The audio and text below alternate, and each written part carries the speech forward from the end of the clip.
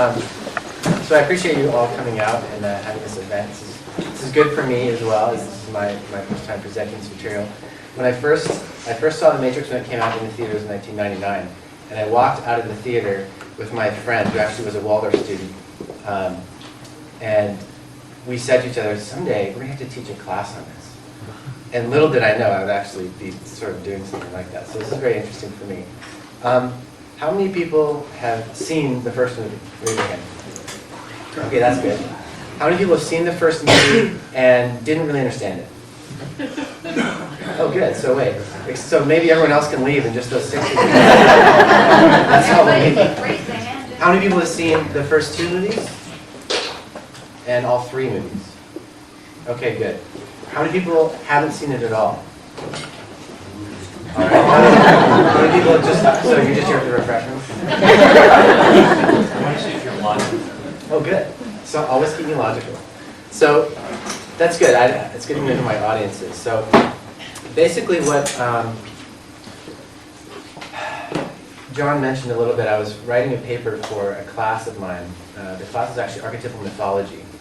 And the idea was we're looking at themes underlying, anything. And I chose movies, and in particular The Matrix, because of my interest in it. And so what I did is I was just, I had been through the years, they were released over a span of years. I'd been interested in them and seen them, and at some point I came to the theater and I was taking notes in the dark, trying to scramble around and figure out, what is the archetype beneath these movies. And it was a very long process that's gone through a lot of phases, but I think I've got, for myself, I feel like I've got somewhat of a handle on it, and it really took, for me, it took anthroposophical understanding to illuminate it. Without what I had understood about anthroposophy and spiritual science from my background, I would not have been able to come to the insights I've come to. And so that's why this talk is here, is because of what my spiritual scientific understanding is as applied to the themes in the Matrix. So I think what I'm going to do, I don't want to either bore you with details that are either just confusing or too complicated, or just talk about all these things. I'm going to actually show you some clips. I think I've got all this stuff worked out. So I can show you some clips. There's a few important key scenes. I have most of them. One of them wouldn't go for some reason, so I can tell you. But I want to show you some scenes, and then from there we'll be able to look at some of the details about what is going on, who's who, what are these archetypes at work, and how they all interact in a way that I think is very interesting. So part of this was that when I was doing the work on my paper, and also before that, I was reading most of the things that have been written about the Matrix. Some people may be aware there's a number of books that are actually been written about the Matrix, a number of essays, a lot of stuff on the internet. And I looked and I read almost all of that stuff, and I wasn't satisfied with it. It just didn't strike me as going deep enough. What you often get is a philosophical interpretation that's kind of like, a bit like popcorn. There's obviously a lot of philosophy in the movies, and it's pretty explicit. And people would take those ideas, they would expound on them, they would show how it related to other ideas in philosophy, things in the world, and all of that is good stuff. But it never, for me, really addressed what I thought was the key aspect to the Matrix, which was the spiritual archetypes. And so that's what I wanted to focus on. And so that's what I did. And hopefully it'll make some sense to you, so that maybe after you hear this talk, you'll be more interested, and then if you go back and see it again, you'll have a whole different perspective from which to approach it. That's my goal. So I'm going to show you some key scenes, and if we could cut the lights.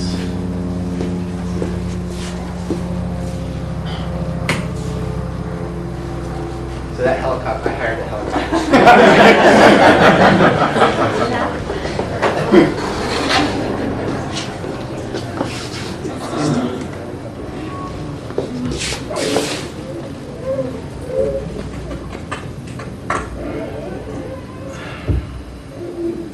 You have a problem with authority, Mr. Anderson.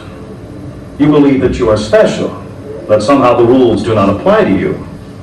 Obviously, you are mistaken. This company is one of the top software companies in the world because every single employee understands that they are part of a whole. Thus, if an employee has a problem, the company has a problem. The time has come to make a choice, Mr. Anderson.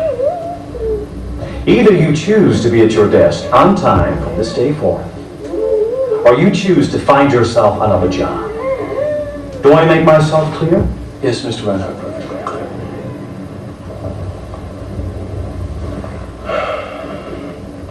Unfortunately, no one can be told what the Matrix is.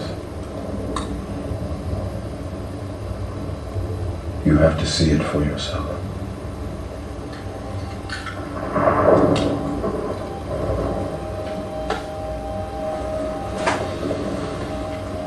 This is your last chance. After this, there is no turning back. You take the blue pill. The story ends. You wake up in your bed and believe whatever you want to believe. You take the red pill. You stay in Wonderland. And I show you how deep the rabbit hole goes.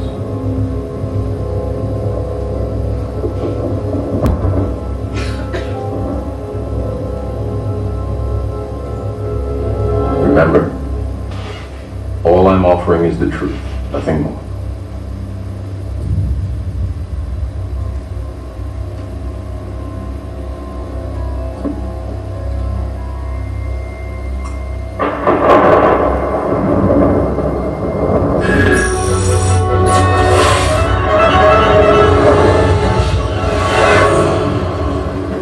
You have to let it all go, Neo. Fear, doubt, and disbelief. Free your mind.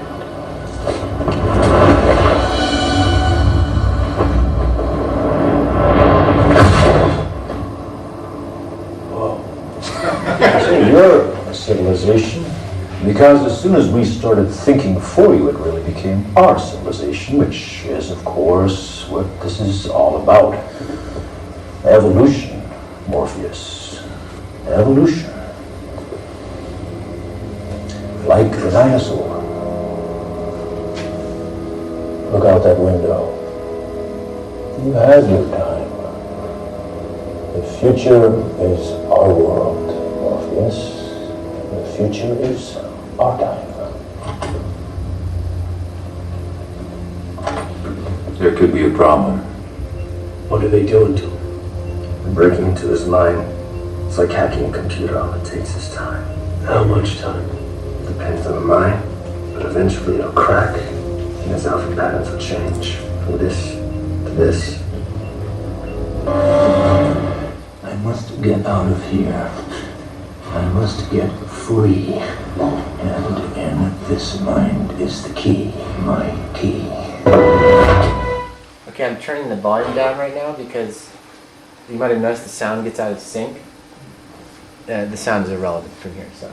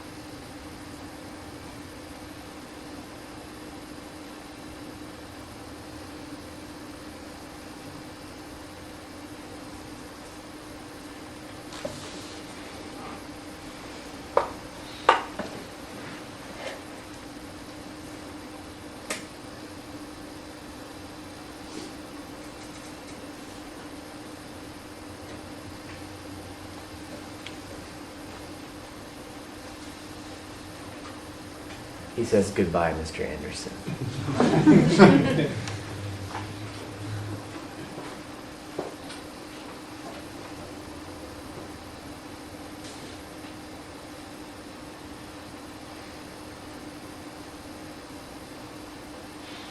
she's saying the oracle told her she would find a man and that man would be the one. And she loves him. And because she loves him, he must be the one. So he can't be dead.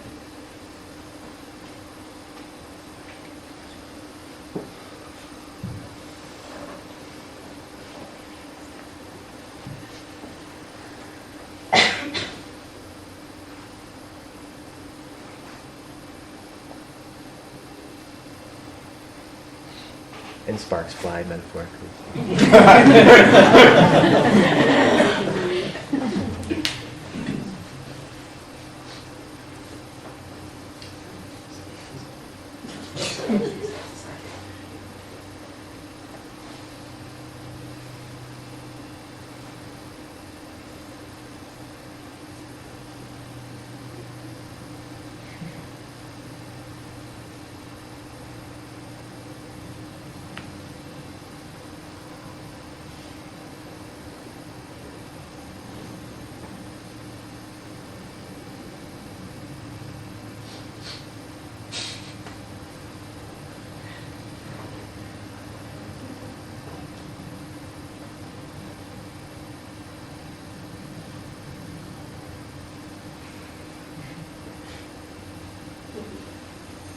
He says, he's the one.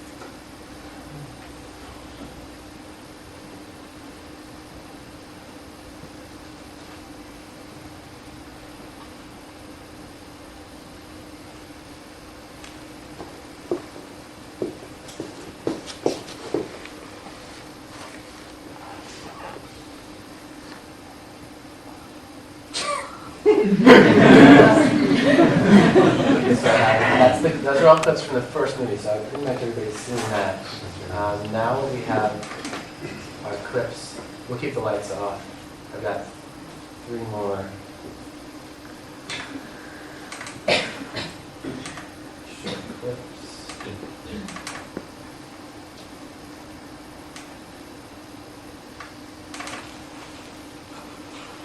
Oh, sound though.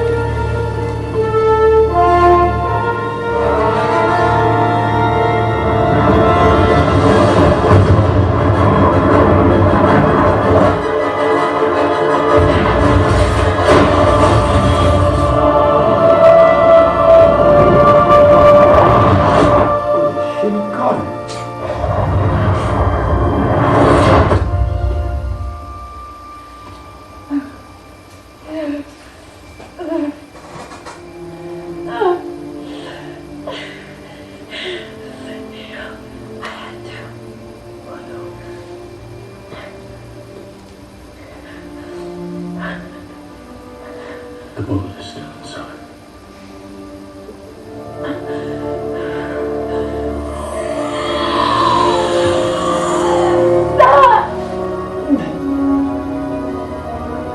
Trudy, don't you quit on me now.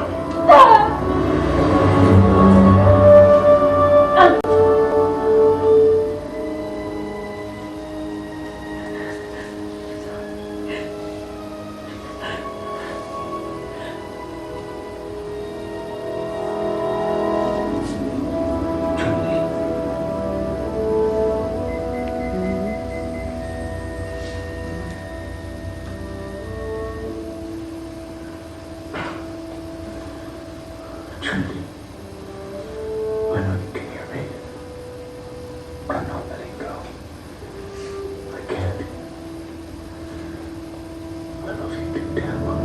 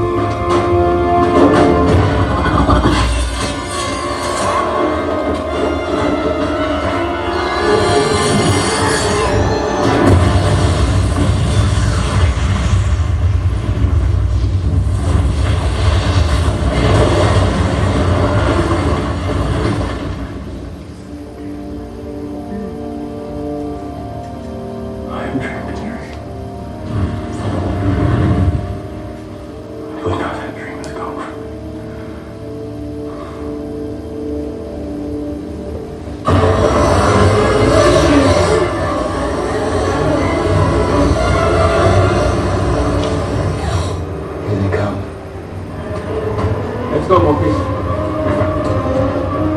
We're going. We have to try.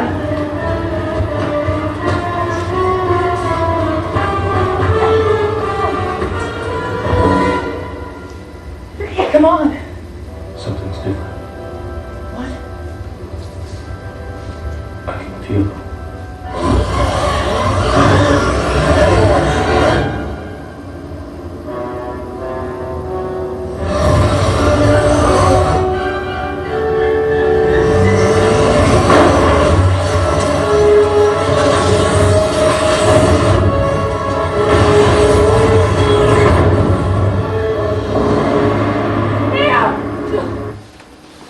And there's the last ones from the last movie.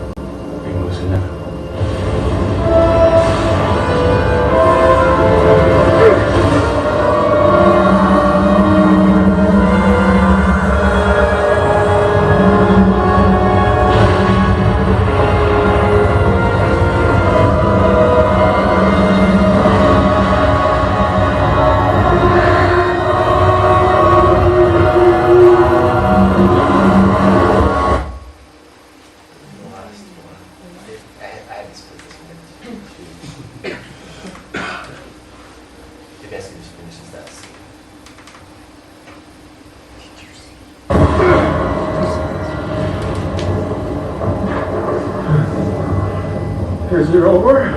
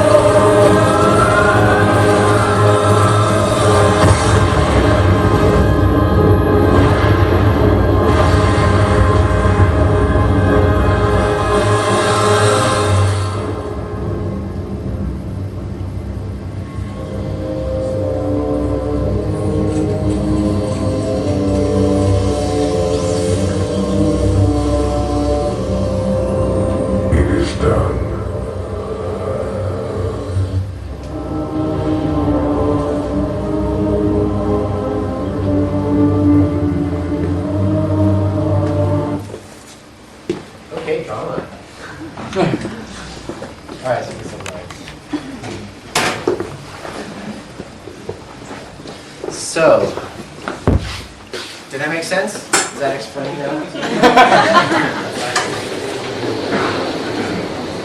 Are you okay with this lighting?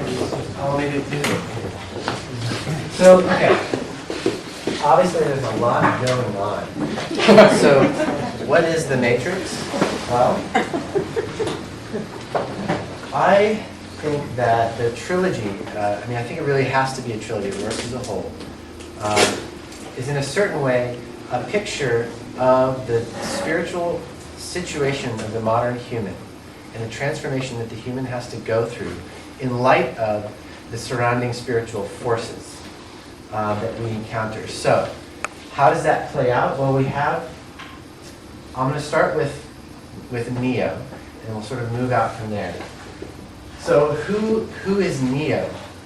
Well, Neo isn't actually Neo. We meet him at the very, very beginning of the first Matrix as Neo. He is, in fact, asleep at his desk. That's the very first scene. He's asleep at his desk. So he is an unawakened being at this moment. What happens is that on his screen, it's actually Trinity, types Neo, and he says, "Wake up, Neo, knock, knock." And the door opens, and then things go on from there. So Neo, although he's introduced as Neo, he is asleep at the beginning. He's not Neo yet. Who is he? He is Thomas Anderson. Thomas A. Anderson. And Thomas Anderson, the Wachowski brothers who made the films were very explicit that everything that they put in there overtly has multiple meanings. So Thomas Anderson has two aspects. This is the guy who goes to work, right? The guy who Morpheus is addressing when he says, it's the matrix is when you meet it when you pay your taxes and when you go to school and all those things. Well, Anderson there's a Greek root in there, and that means, do you know what that means? Man, right? So here's man, and now this is quotes. This is a human. This is man's human, and son. So in other words, it's the son of man. Does anyone know where that phrase is also repeated? It's Christ. Right. In the Bible, this is what is used to refer to as Christ. So this is pretty explicit, right? Here we're talking about this kind of a being. Well, he's also a Thomas, which happens to be my middle name. And Thomas is one of the 12 disciples, right? And he was known for having an experience where he didn't believe in the whole deal that was going on with Christ until he actually saw the wounds of Christ. That should bring up the parallel at the end of the first Matrix. You saw I put that scene in there where Neo, no, it's not Neo, it's Thomas Anderson, has just been shot by Agent Smith, and he is now he doesn't even look. He gets shot, and then he looks down and he's like, and then he realizes. So this is the moment. This is the beginning of his second awakening. He has the first awakening by taking the red pill. So Thomas is the doubter, who Morpheus addresses by saying, "Free your mind from fear, doubt, disbelief." So this is the beginning. Well, what the trilogy is a archetypal picture of the transformation of man as represented by not just Neo, but in fact Neo, Trinity, and Morpheus, the Trinity of what in fact is representative of the entire human being. So the transformation is not of this particular person in the movie, it's all three of these beings together transforming as one. They're all the same. They're all the inner aspects of our being, which I'll talk about. So where does the first? So this is stage one. Stage two. What does he transform into? Who does Thomas Anderson transform into? Not Neo. The one. Right. So this is the second phase. The one. In the end of the first movie, he gets to a point of realizing that he is the one. He had been doubting his identity all through the first movie, and in fact, he had to get to a point of identifying with not being the one in order for the transformation to occur. If he had said when he walked into the Oracle's house, "Oh yes, I'm the one," couldn't have happened. He had to actually become literally every man which is the parallel to Smith. That's the appellation of Smith, is like John Doe's, somebody Smith. It's just everybody is a Smith. So he had to become that in order to die as a regular person, in order to be reborn, in a way, as the one. Then we get to the third movie, where now the one becomes Neo. Well, Neo, again, Greek. And I would argue that this is, in a way, the single most significant thread running through the movies is encapsulated in this, which is his esoteric name, Neo, to which he is asleep. He's asleep in that form in the beginning and slowly wakes up through all three movies into, finally, the Neo in a form that is new. So how does that happen? Well, so one of the clips that I didn't show you was a clip from the first movie where Morpheus is being questioned by Agent Smith, and then Neo comes in the helicopter that Trinity is flying, and they rescue Morpheus. And Morpheus is chained and shackled, and he breaks his bonds, and he runs, gets shot in the leg, and dives out the window. And Neo, realizing he's not going to make it, leaps out and catches him and carries him off and drops him off on a building. So that's one more scene to have in mind. Because all of these things are going to go together. So we have Thomas Anderson, anybody. And he, of course, he has the question, right? And the eurythmy was awesome for really putting this together, because they're really the same kind of themes. What is the situation of man? I think the Matrix Trilogy is actually working that out cinematically on screen in a way that works with the archetypes that, as I understand them from Anthroposophy. So you have Neo, Thomas Anderson, takes the red pill. He has a certain amount of enlightenment, but his enlightenment isn't, it's actually an abstract enlightenment. It's an enlightenment only of the thinking. And he has to transform that realization of his thinking in an act at the end of the first movie. So he's transformed, but his transformation is a transformation of identity that happens through a certain kind of realization of knowledge in the first movie. So at the end, he's shot, right? He dies. He actually dies. They make a point of showing the flat line, all that stuff. And then Trinity is able to sort of resuscitate him and bring him back, and then he suddenly is a totally new being, right? Suddenly, what can he do? He can see the green code of the Matrix falling all around him instead of the outer vision that's presented to him. So he sees beneath the surface, he sees something of the inner nature of the beings around him and the whole structure of the world that he's in. And he has power in that world because of that knowledge. He has power to stop the bullets and fly around and do all the stuff that he does. And what does he do? He fights Smith, Agent Smith, without even thinking about it now, right? He's just transformed his thinking, so he's at another level. He fights Smith, and he dives into Smith, and transforms Smith from the inside out in this sort of explosion of light. Well, we'll hopefully see how this comes together. There's a lot of little pieces. So Neo, as an archetype of the human being, is in a certain way really represented. Neo himself, Thomas Anderson, is really the will. And that's significant because the thing that does the transforming and itself gets transformed is the will. How does the will get transformed? Well, it has to work with the other aspects of the human being. What are those? You can imagine them as the feeling realm and the thinking realm. So the will is the element of us which is very active in our limbs, our hands, our feet.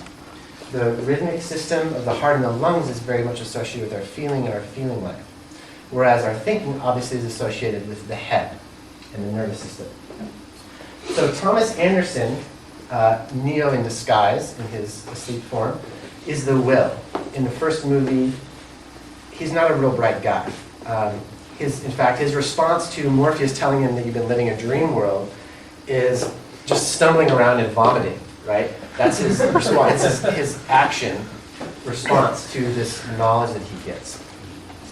Whereas, where do you imagine that the feeling and the thinking come in? What characters seem to represent those? Any ideas? Say Morpheus. And which would be which? Trinity. Trinity would be feeling. So the will is Neo.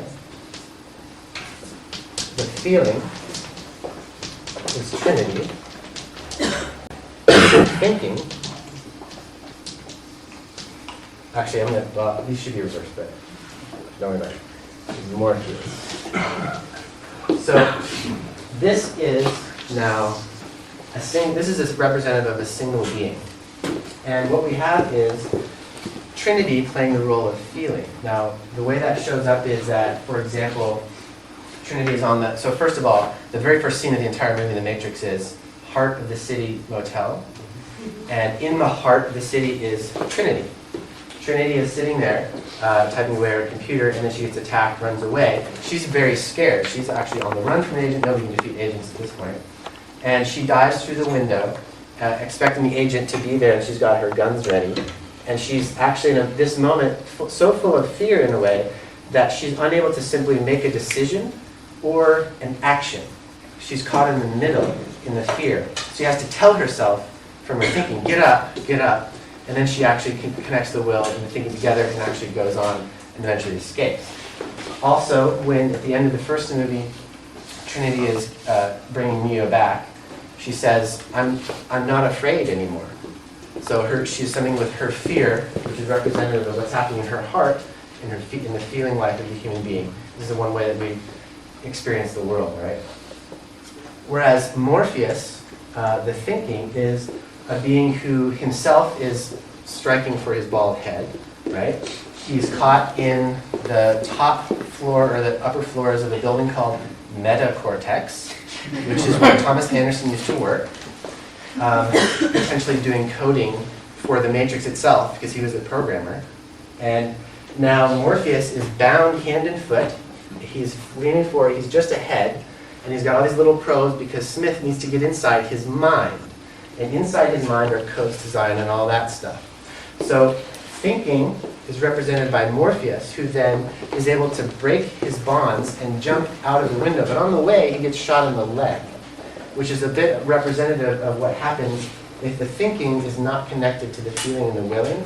You're lame, in a way, right? Your actions aren't going to be fully coherent. So he's got a wound in his will, in his legs, and is jumping out of the window and therefore has to be saved by the representative of the will, who is Neo. And how does Neo do that? He takes his hand and grabs Morpheus.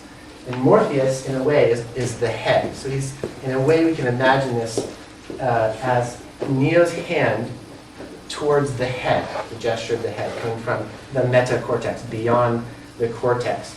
And who is beyond the cortex? Well, the neocortex, which is the seat of our rational being of self-consciousness in terms of what cognitive science tells us. So we've got these three aspects all playing together, and it happens very clearly in all three movies. And the way that that works is that at the end of the first one, Neo, the will, he doesn't transform his will in the first movie, nor does he transform his feeling. He does transform his thinking, and that is represented by the act of saving Morpheus. So he saves Morpheus. This is a pictorial expression of the spiritual scientific idea of the transformation of thinking. That leads him to being able to see the code. He dies as Thomas Anderson, comes back as the one, can see now the green code of the Matrix. This, seeing the green code, can be linked to a capacity that we could call imagination, which, for those of you who are familiar with spiritual science, know that that's a specific term that has a definite meaning to it. So it's not it's not fantasy. It will be called moral imagination. So now this imagination is what is present in Neo, having transformed his thinking. From there, in the second movie, we have now the next archetype, the next level, which is that he needs to meet up with the feeling life, right? So he needs to now work with Trinity. So in the second movie, we have Neo coming to the rescue of Trinity. He is, if you remember, he's in with the architect, this mysterious being, and the architect presents him with two doors. And Neo decides to take the door that leads to a single human being Trinity, and therefore according to the architect, the destruction of all other life, all other human beings. The other door would lead to the salvation, quote, of all the human beings except for the people in Zion. All the people inside the matrix would still live. So Neo is presented with essentially 99.9% of humanity, or Trinity. And he chooses Trinity. Seemingly, the architect knows that that is the case because he can discern the underneath structure, because he himself is a unique kind of being. And what happens is that Neo chooses the individual because the connection that he has to Trinity through the feeling life is stronger than the abstraction of the rest of humanity. You have to read this sort of metaphorically. So rather than these three being separate beings, this is a single being we're talking about. So he has to save his own feeling life. He has to integrate that. He can't leave that out at the expense of the other asleep humanities. In other words, he's going to make the choice to become more awake. So he saves Trinity. She flies up. And what does he do? How does he save her? Well, Trinity has been shot in the heart, right? The heart is wounded. He has to heal the wound, which he does by using his imagination to see the green code, reaches in again with his hand, pulls out the bullet, and then reaches in again and restarts her heart. So he resuscitates her, and she then begins to respond by breathing, right? So her rhythmic life comes back. She breathes and her heart now beats. So she is now transformed in another way. So the feeling is now integrated from this moment onwards. That also shows up in the end of the second matrix, which is the clip I showed, where Neo is being chased by those sentinels. And he turns around, he says, something's different. I can feel them. And so his feeling life is transformed. What does that allow him to do? He can reach out his hand. Again, all of this is what the will does. And he's able to stop them, right? This is now in the, quote, real world. So this capacity of imagination is in a certain way a passive capacity that allows information from archetypes to be present to us in a living way because we've done some kind of spiritual work. Now, through this next capacity, he has inspiration. And with inspiration, he can actually connect with the other beings more directly. He can do so at a level that is beyond the purely sort of, quote, imaginary world of the matrix. And now something is more real about that. And I'll get back to why these are that way. So the third transformation happens in the final movie, right? And so now we've got thinking has been saved, feeling has been saved. How does the will get saved? Well, this is very interesting. One of the things that I did was I saw the second movie, and I was still very impressed with the way what I had understood from the first movie was still sort of playing out in what seemed to be lawful ways. So I actually made some predictions of what would have to be the case in the third movie if my ideas had some merit. It would, if this kind of a pattern was going to hold, that would mean specific things. There would be certain things that they would have to more or less do in order to bring the archetypes to a close. And basically the things that I came up with happened, in, of course, whatever cinematic form they presented, but happened according to the same archetypes. So in the third movie, the will can't go out and save the thinking. It can go out and save the thinking and feeling. It does something. It uses its hands out there, right? Well, the will now can't operate on itself in that way. So the will, in order to transform, has to go through its kind of inversion process, which we could call surrender. So the will now cannot be the will of Neo, which is in the third movie. He is actually, in a certain way, finally becoming Neo. Thomas Anderson in the first, the one throughout the second movie, and Neo transforming over the third movie. So he actually has to end up realizing at the end, he's been fighting Smith the whole time, right? And he's just going through these motions. And he does really well because he's, a very transformed being. But he keeps fighting with his outer limbs. He keeps expressing his will in the same old way towards Smith. That's not going to work. The only way that Smith is going to be transformed himself is through the action of the surrender of Neo to that very being of Smith. So what has to happen? Just like Neo transformed Smith in a certain way in the beginning, or at the end of the first Matrix by diving into him and transforming him, now Neo must be, Smith must dive into Neo in order to transform Neo from the inside out. But what's really happening is there's some subtle things with what the Oracle is doing. It's complicated. But Neo has to give up, right? He can no longer continue the same kind of fighting that was going on. This is one of the important aspects that helps understand the violent aspect of the movie, which is extremely prominent. And we can talk about that in the questions if you want.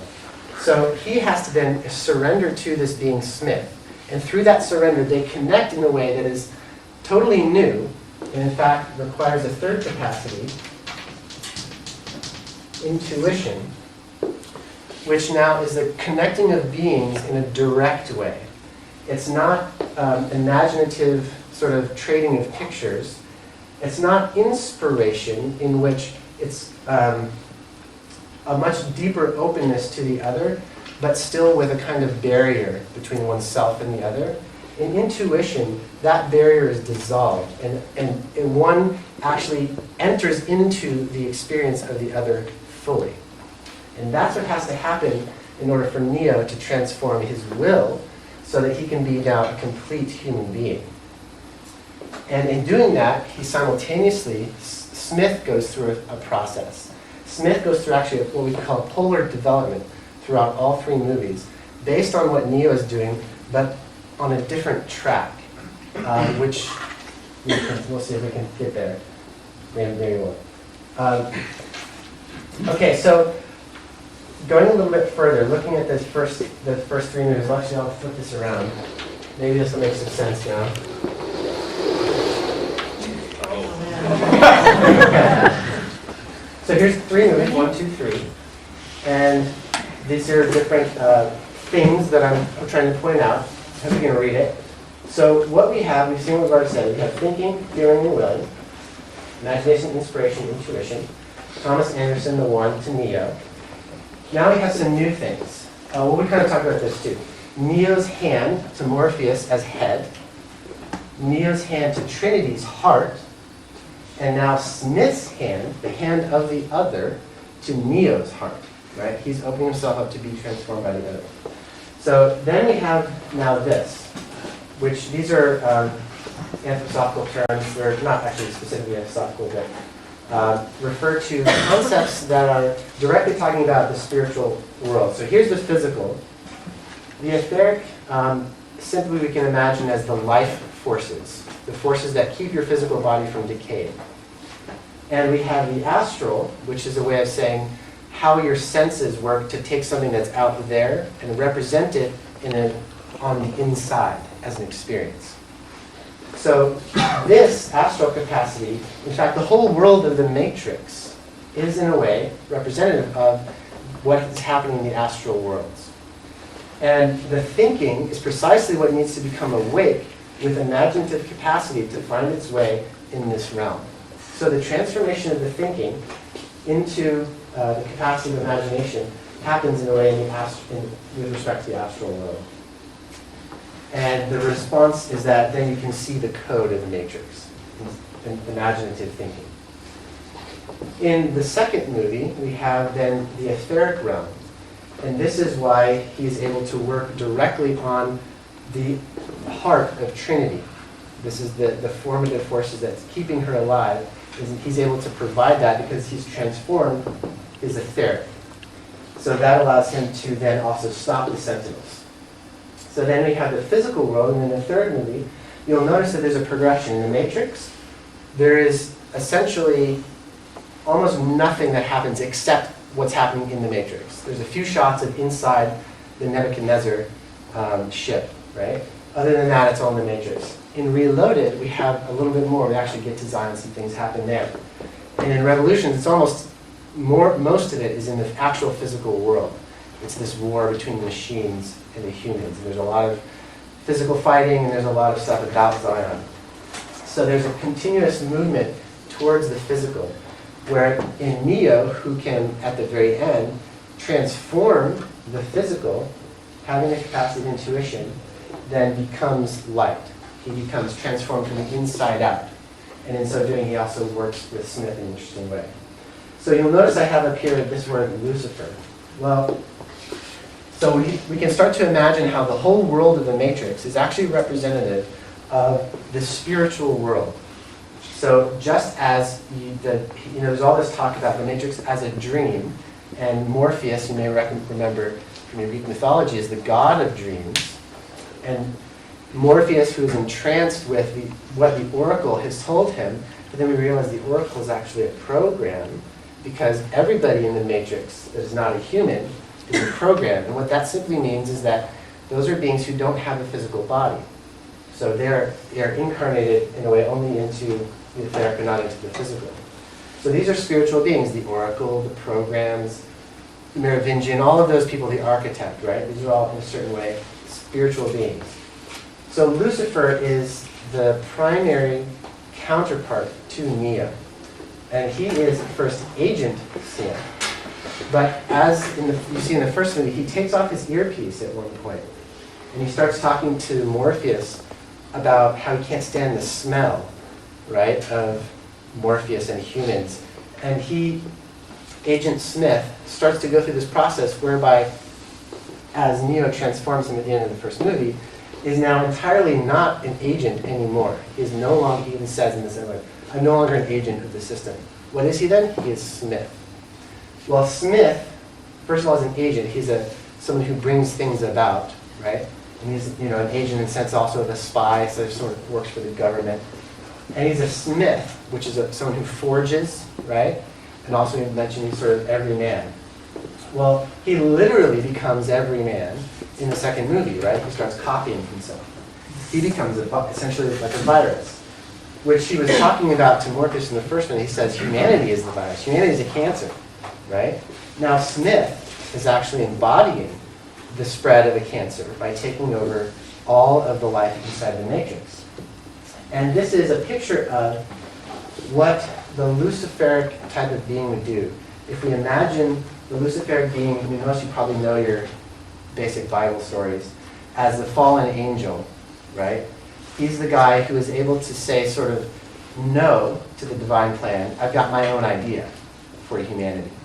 And so this was a specific kind of a turn that manifests in our form as temptations, as desires to do things, as self-aggrandizement, egotism. The thing that is exemplified very well when Smith in the second movie is copying himself in this big fight, and he copies someone, and he shows up again, there he is again, and he says, me, right? It's all me. And how does that happen? It happens through this jab to the heart, spreads this mirror substance over them, and this mirror substance is literally a reflection of what Smith sees. What does he want to see? Himself, right? So he's out to see himself in everybody and have all of the power to do that. Well, he goes through another transformation when he ends up picking up, he takes over the body of one of the good guys in the Matrix. And you know how they go through the phones, right? The phone rings, and he goes and picks up the phone as Smith / this guy named Bane, and he goes in and incarnates into a physical body as Bane, right? That's how the second one closes. So now we have Smith / Bane, who is now in the physical world, and Neo has to deal with him in both worlds, right? And it's simultaneously in a way. So Neo, in the third movie, encounters this being as Bane, and what happens? Bane blinds him, right? He gets this electrical thing and blinds him. And suddenly Neo is blind. Well, this is what actually, as is always the case spiritually, the things that these beings are trying to do end up helping us in the end for our own transformation. So Bane, blinding Neo, actually grants him spiritual sight. So here in the first movie, Neo is looking at the green code of the Matrix through his imagination. That changes to where in the third movie, he's not seeing green code anymore. He's at another level. He's seeing the gold underlying essence of these beings. So it's not code, it's not represented in the form of pictures. It's the actual things, the actual beings themselves in their spiritual form. That's why they're beings of light. So he sees that, he's granted that through his interaction with Lucifer as Bane. And he sees then Bane, right, as a fiery being. He's literally built out of flames, but his glasses, his sunglasses, are dark, right? Because you can't see behind, that's what he is. He's an image. It's an outer surface. And he can't see behind the sunglasses until, through the final transformation, he's able to penetrate the being of Smith from the inside out. And what's the first thing that happens is the eyes start glowing, right, behind the sunglasses. So this is affecting the transformation of Neo and with Smith in a sort of de facto way through the end. So, well, there's a lot more, but I'm not gonna, this is enough for now. And if you want to know more, so I mentioned I did write a paper. I'd be happy to send it to anyone if you want. You can email me.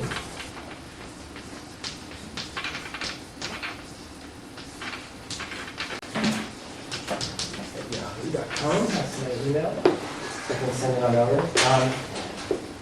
And you know, it's very interesting. I was flying to my grandmother's 80th birthday a few weekends ago, and on the plane on my iPod, I had a test episode done by PBS that you'd be pretty amazed. So I'm going to write this down here so you can go to this website.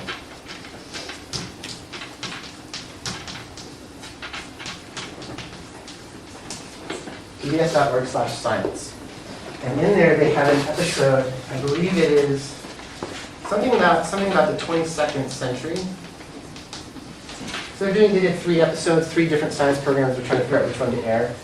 This one in particular has some things that are directly bearing on some of the aspects of the sort of the real matrix as it people are trying to implement. So watch that episode if you're interested, because you'll be pretty stunned, I think. So yes, I would like to maybe open it up for questions and comments. And you know, this is just my interpretation. I certainly don't think this is the only way to think about it, and I'd be happy to hear what other people have things to add and say. That'd be great. So, thank you. Questions? Well, at the end of the third movie, Neo defeats Smith and he dies, right? Like he's lying there? Yes, that's correct. He does, in a certain way, die. But you also remember at the very end, there is indication by the oracle that Neo is not gone.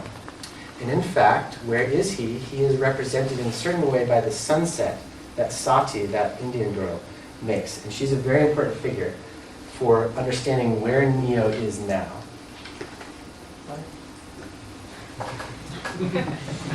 Yeah. Do the creators of the Matrix trilogy ever explain themselves, what they mean by these films? In fact, they're very careful not to.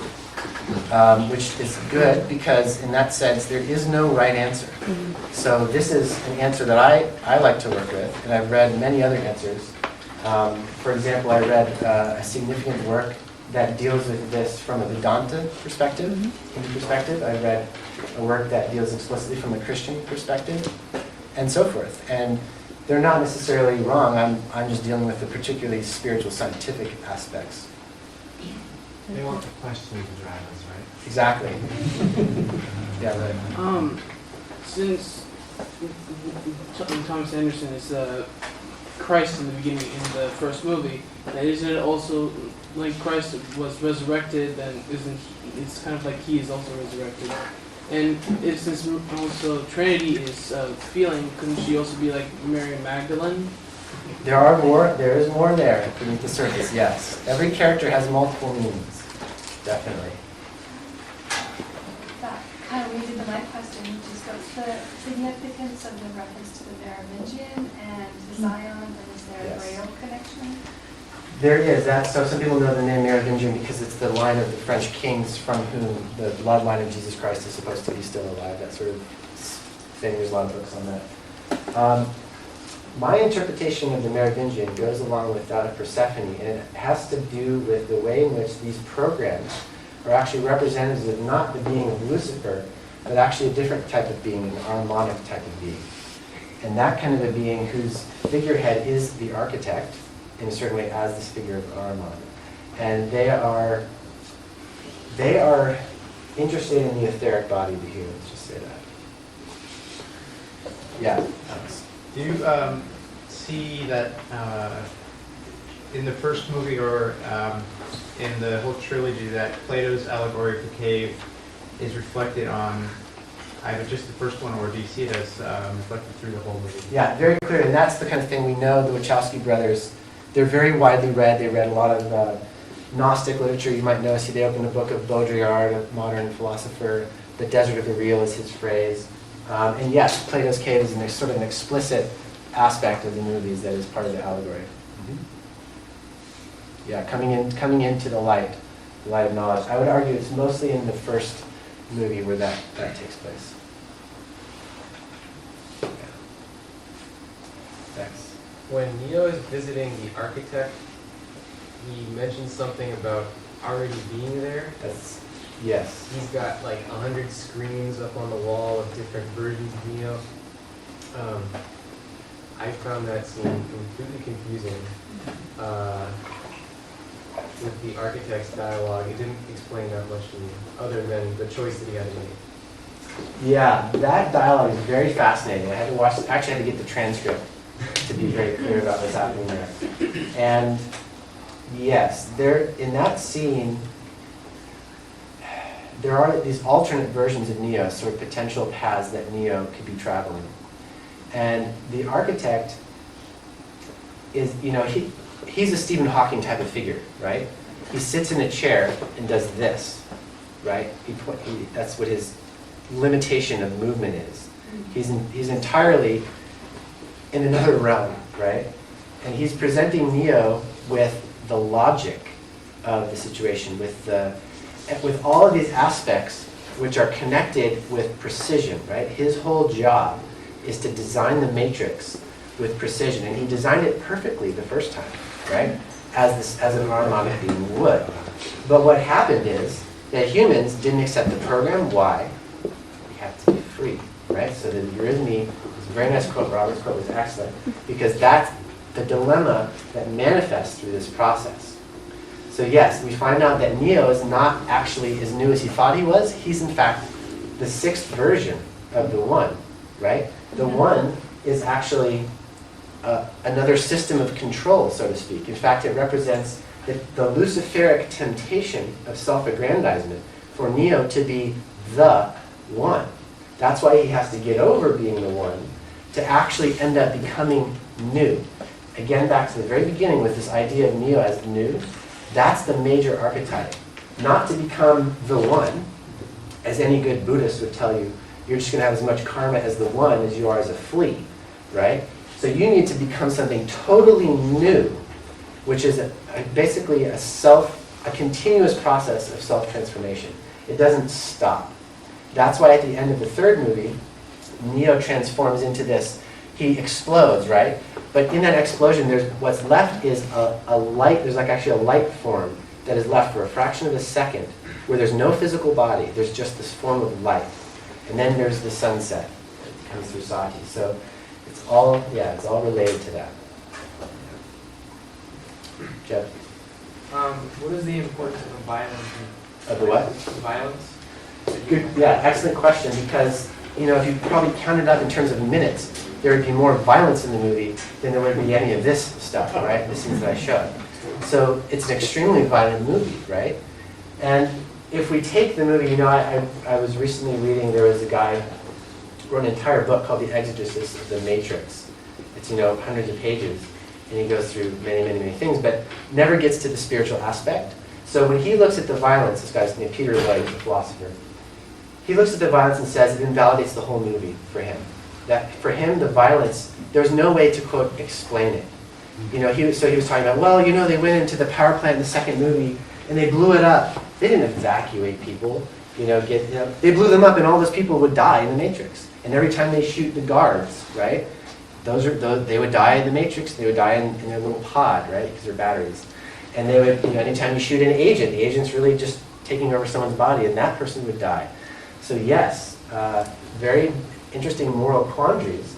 At the same time, if we read it as a spiritual expression, then what we're not doing is we're not physicalizing it into as if it were real in the way it is visually real. So it's a Hollywood movie and they have to show it visually. I'm not arguing that they have these archetypes in mind as they're making this movie. I actually am very interested to see what, the extent to which they had some kind of picture. The Gnostics have some similar aspects to this. But if we read it in a way almost as we would read a dream, right? I don't know if some of you are familiar with dream interpretation techniques, where figures that appear to you, it's not if my, sister appears before me in my dream. I'm not going to wake up and go, oh, and call her up and say, you're in my dream, and then act like she should know that she was in my dream, right? Although maybe that can happen. I mean, there's a lot of interesting things that happen in the world. But most of the time, that's going to be a representation that is actually a part of myself. So if we look at this whole thing as a spiritual dialogue between the transforming human being, the Trinity, Neo, and Morpheus, the Trinity of those three, then it's a picture played out cinematically of how that transformation occurs in the inner life. So the violence that is presented is in a certain way the violence that we experience every time you close your eyes and try to go to sleep and can't just go to sleep. You have things that are happening in your head, you don't know why they're there, you deal with them. You have emotions that are happening, you don't know why they're there, you deal with them. You have actions that you're like, I can't believe I just did that. And all of this stuff is a part of our experience. And that's not just random. Those are elements that all have to come together. And a transformed human being has to do with all of those aspects.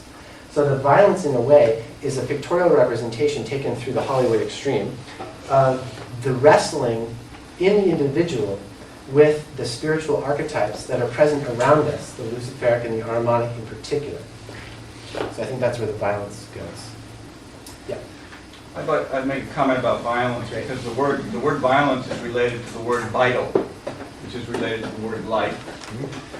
And life is really a process of being decisive, really being alive. And every time you make a decision, you kill off another possibility. So staying within that metaphor, living is violent, and yet it also, as you said, it keeps that ongoing process of transformation. The violence also creates new life.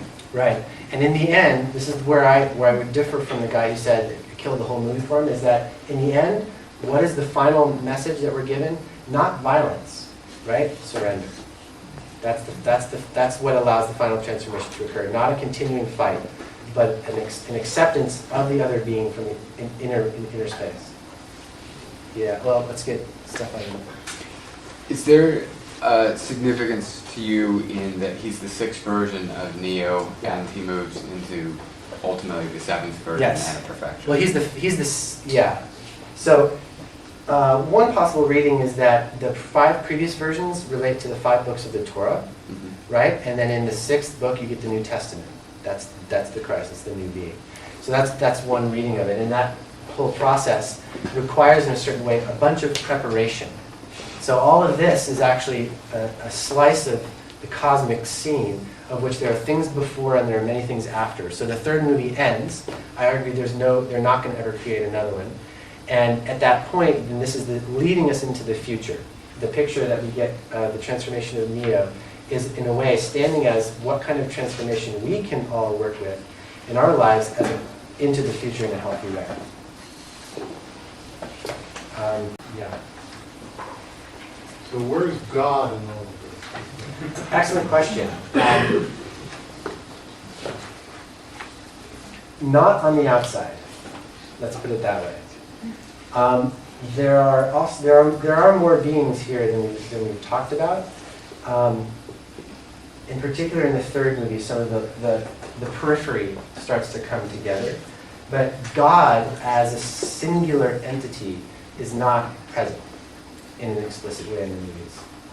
But the representative of God as the Christ incarnating through the physical, well actually, if you want to link it to the spiritual scientific perspective, you have two things in the matrix. You have the taking of the pill, this is the ego, then you have the transformation of the thinking, this is the astral, then you have the etheric, and then you have the physical, which is the picture of the way that the Christ incarnated into Jesus of Nazareth, according to the spiritual scientific tradition.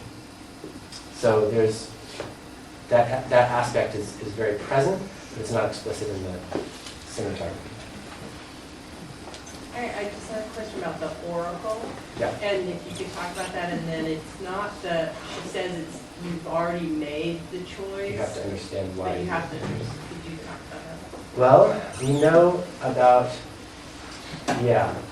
So the oracle is a spiritual being, and the oracle is in a certain way a divine being.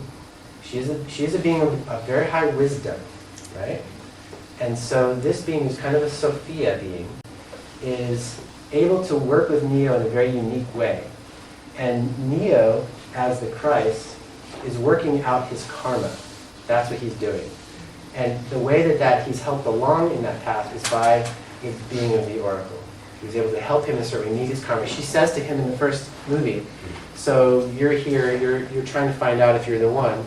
And she says, being the one is like being in love.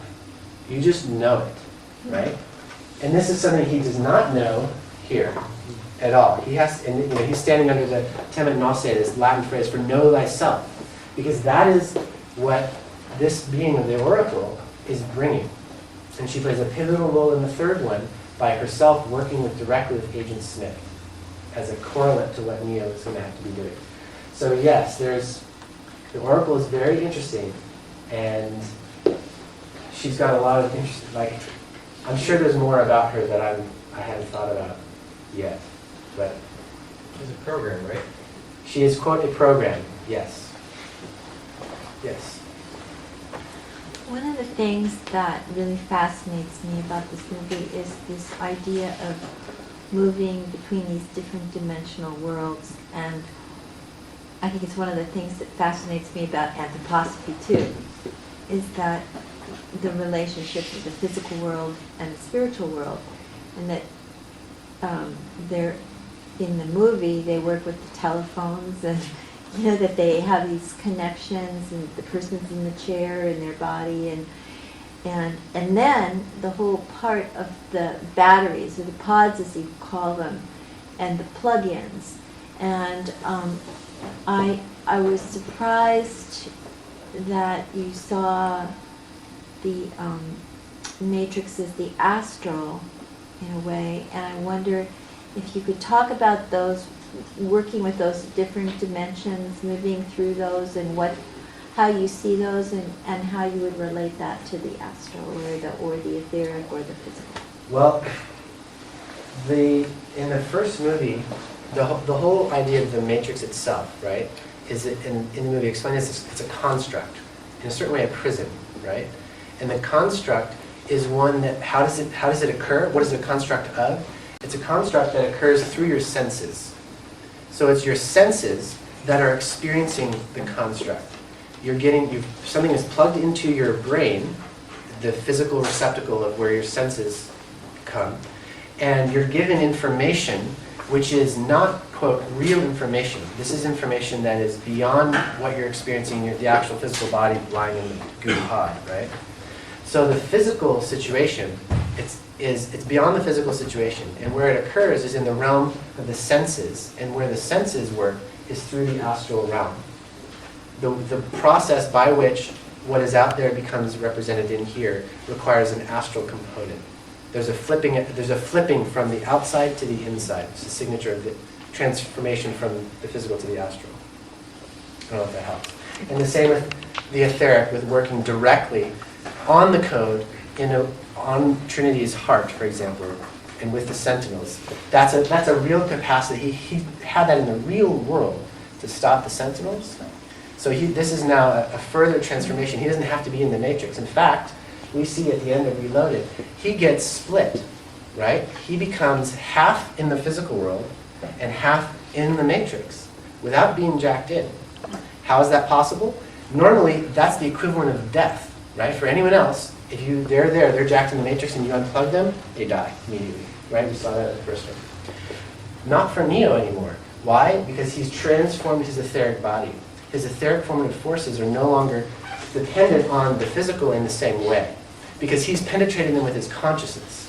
So he doesn't die when he's unplugged and separated his physical and etheric from his astral and ego, right? So he's in the matrix.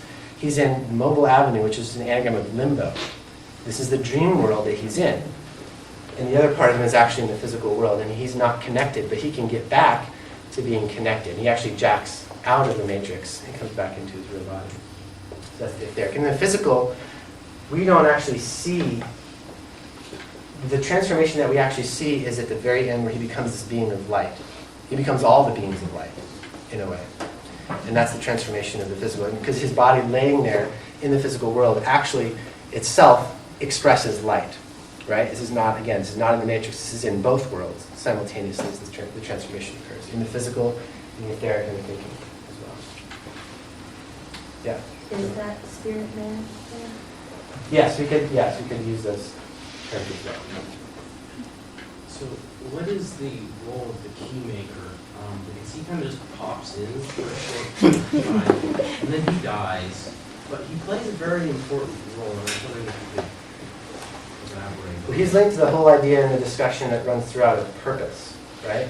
Because he ends up saying, this is my purpose. He just makes keys all day. He opens doors, he closes them, he hands out keys. That's his role. We don't know actually whether he's a program or not. I would argue he is a program. And he is there to help facilitate the one, the transformation of the one into Neo. And what that requires is a certain amount of dialogue with other beings, because we can't just sort of power through blind to the external world in a way. We get help from the spiritual world. And that comes in very bizarre ways where suddenly you open a door and something's in front of you. That was sort of the answer to your question. And that's sort of the key maker's role in a way, is he is bridging the gap as a sort of, we know he was employed by Sophia, by the Oracle, right? And the Merovingians stole the key maker away. The Merovingian, as a representative of these harmonic beings, taking this key maker, which is this, anthroposophically speaking, would be saying, the harmonic beings don't want you to recognize that there is a spiritual world. They want to keep that as far away from your consciousness as possible. And so how do they do that? Taking away the avenues, the doorways, that allow you to connect to the spiritual world. That's why you had to rescue the key maker. And does the hovercraft or space phone that they fly around in the real world, does the name of that have any symbols? Yes, they all do. The logos is logos is another representation of what the Christ would be. Logos, it appears in the beginning in Genesis. In the beginning was the Word. The Word is logos. So we have that aspect in the Nebuchadnezzar. Nebuchadnezzar was a Babylonian king. He woke up from a dream. He knew it was really important, but he forgot it. All he remembered, he's like, oh man, I had a really important dream. I can't remember it, but I'm gonna go to my guys. I'm gonna say, hey, can you interpret my dream? And they're like, what dream? I don't know. Can you interpret it? And he literally couldn't say what the dream was, and wanted them to interpret it. And this is all linked to Babylon and all these other aspects. But yeah, Nebuchadnezzar is an important aspect because it relates to this dreaming aspect. This is Morpheus' ship. He's the god of dreams, right? Certainly the god of form and the god of dreams simultaneously.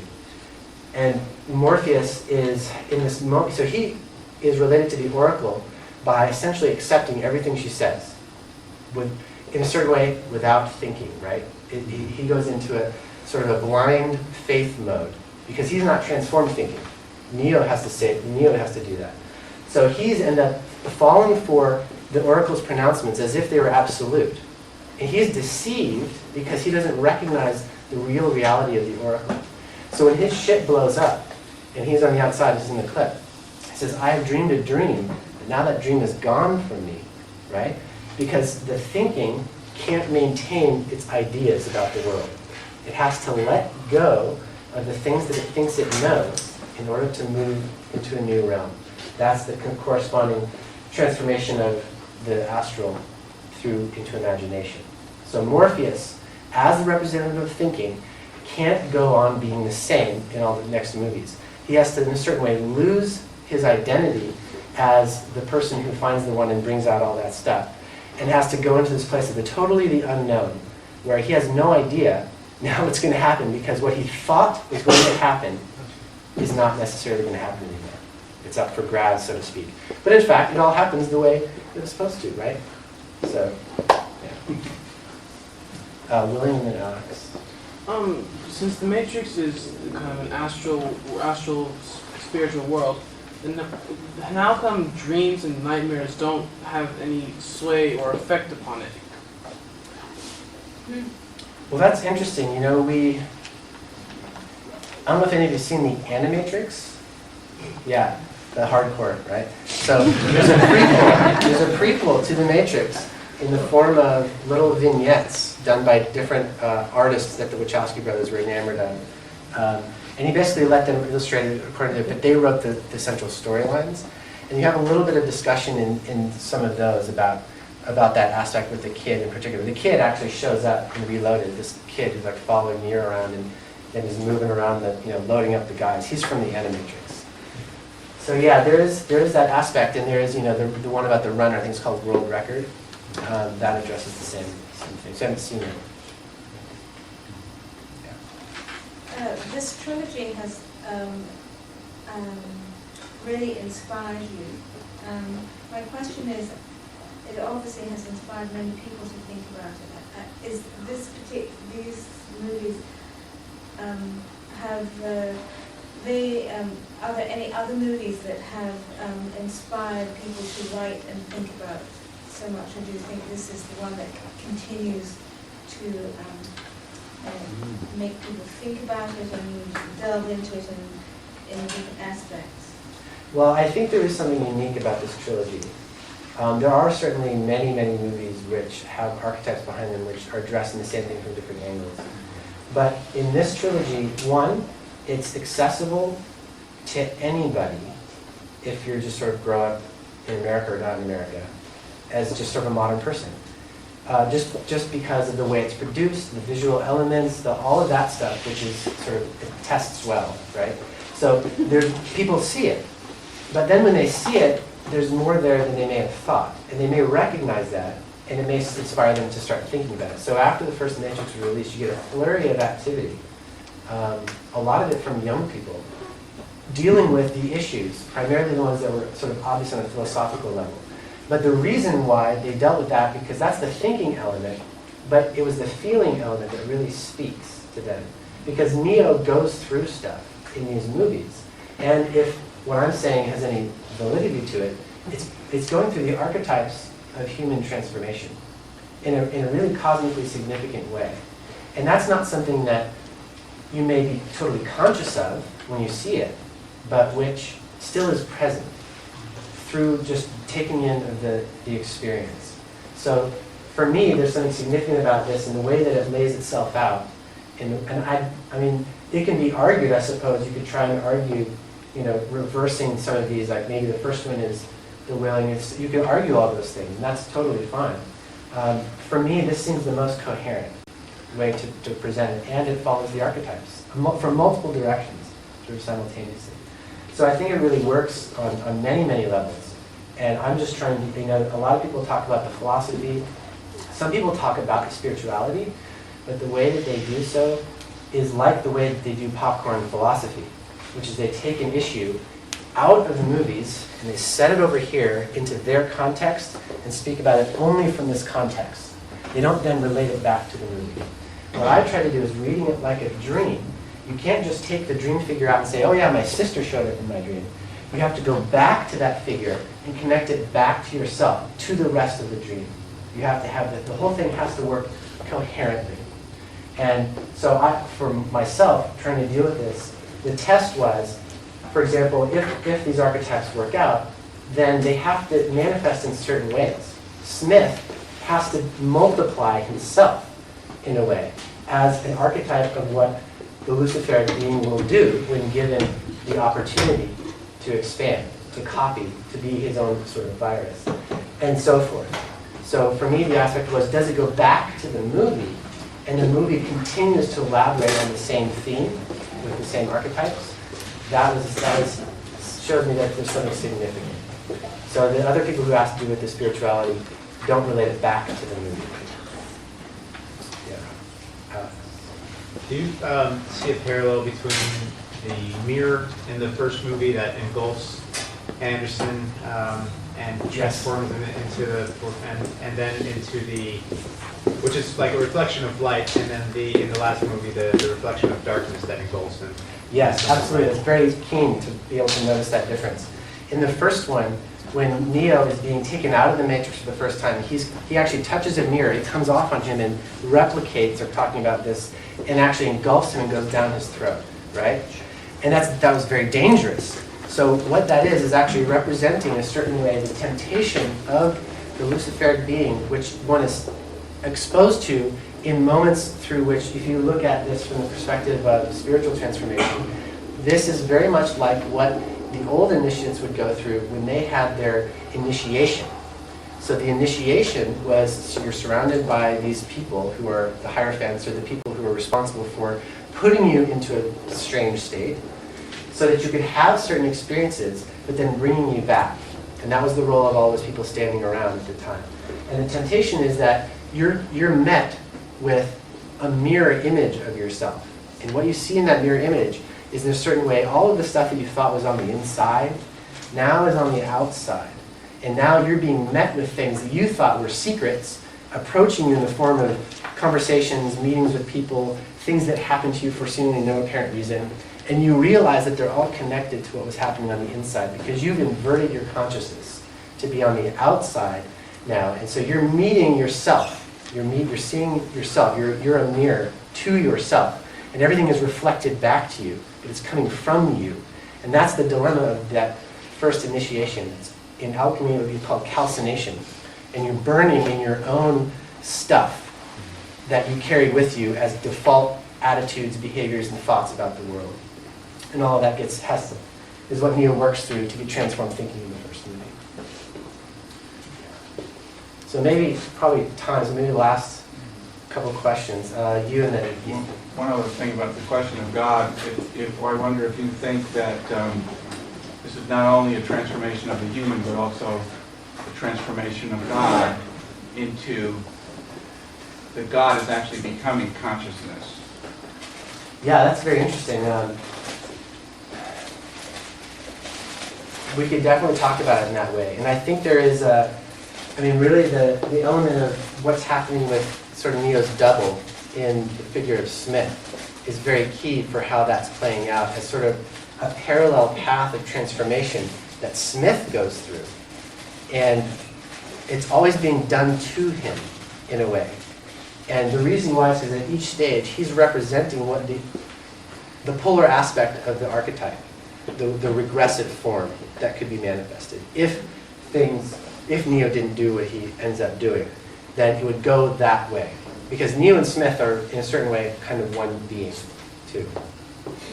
Yeah, Ethan? That's not a very good ending question. Does anyone have a good ending question?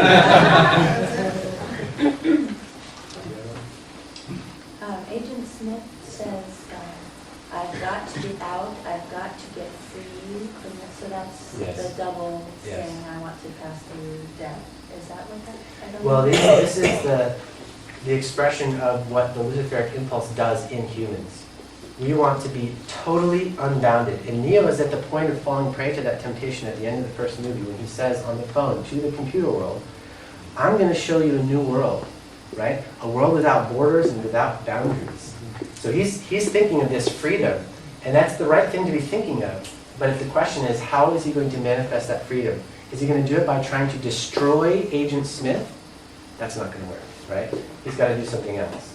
So yes, it's about freedom, but Lucifer, the Smith being, is showing how that freedom can be taken to an extreme in a way that will be regressive. And that's what his path is through all three movies. All right, so we're at 9:30 right in the back, so thank you very much.